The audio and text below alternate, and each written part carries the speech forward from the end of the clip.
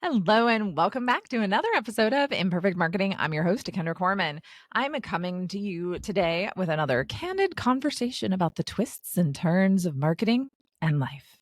Today, I'm delving into a topic that's a bit raw, a bit close to the heart, my mistakes and the learning opportunities that they present.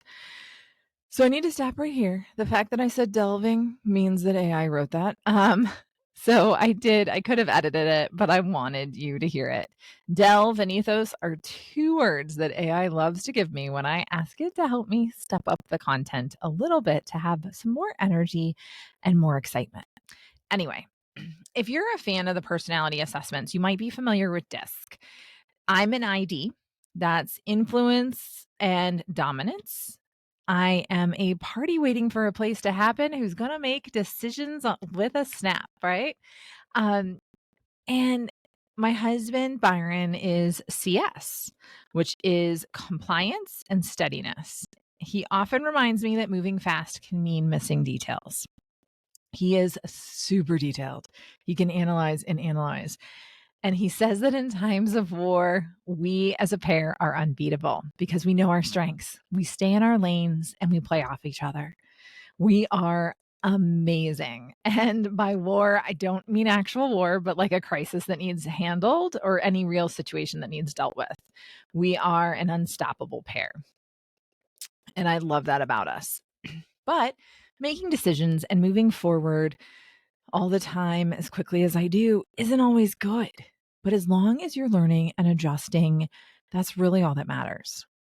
So let's go over some of my mistakes. We're just going to do 2024 because if we go further past that, I'm going to run out of time for this show.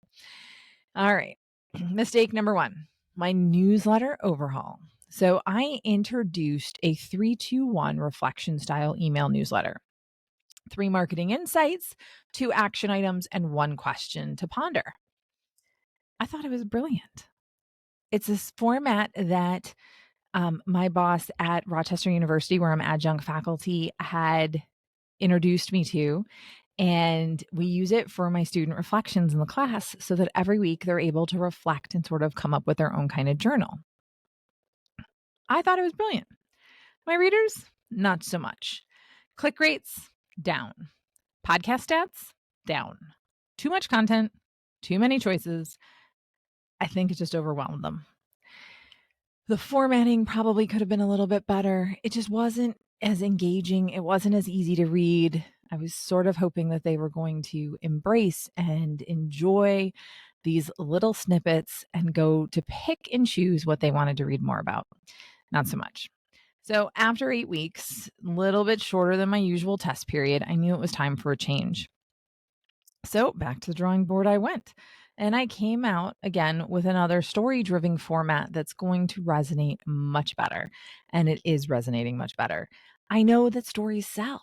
I know that stories work. I moved away from it because a lot of my audience are looking for those quick little tidbits and insights, but it wasn't nurturing them enough. It was giving them too many things to choose from, and they weren't doing any of it. Okay. Next up was my January podcast Bootcamp fiasco. And fiasco is probably a great word for it.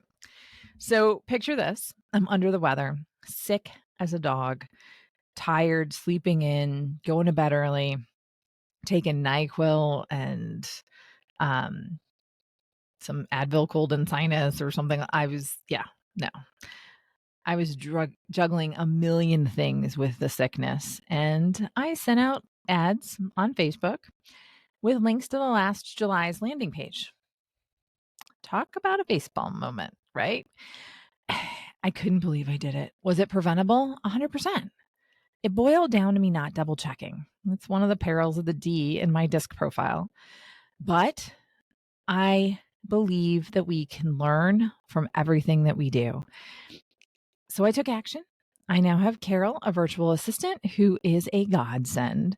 She is keeping me on track and challenging me to be better. The thing about both of these learnings is they're not problems. They're golden tickets. right? It's a golden ticket. It's a golden opportunity to refine your processes, build new ones, understand your flaws, and address them head on. It's about seizing the opportunity that's going to turn a whoops into a win, which is really important. Every time I say whoop, my husband goes, "What happened?" And usually it means I dropped something. But anyway, usually in the kitchen out of the fridge. But what's cooking in your business kitchen, right? Let's use that analogy and keep going thing. What's burning? What's not tasting right that has too much garlic or too much pepper? Although I think Byron, my husband, would say that there's never too much garlic or pepper in anything. My word for the year has been discipline. And discipline means bringing in reinforcements when you need them, which is exactly what I did. It's about recognizing what you can handle, what you can't handle, and what you simply don't want to. It's about discipline, not just sticking to the plan, but knowing when to change it. So, as I close today's episode, I want you to think about your own missteps, not with regret, but look at it from the eye of a strategist. Look at it as an opportunity to grow, to excel, to change. I'd love to hear how you're learning and growing. So be sure to let me know because we can all learn from each other so we don't repeat each other's own mistakes. But again, nothing bad happened. Nobody died because of my little mistakes. They were learning moments. They were opportunities for me to get better. See ya on the flip side. Okay, that's AI again. I'm just like, it's adding in 1990s high school phrasing. Oh, okay. Well, anyway, have a great rest of your day. I will see you next time on another episode of Imperfect Marketing. Bye bye.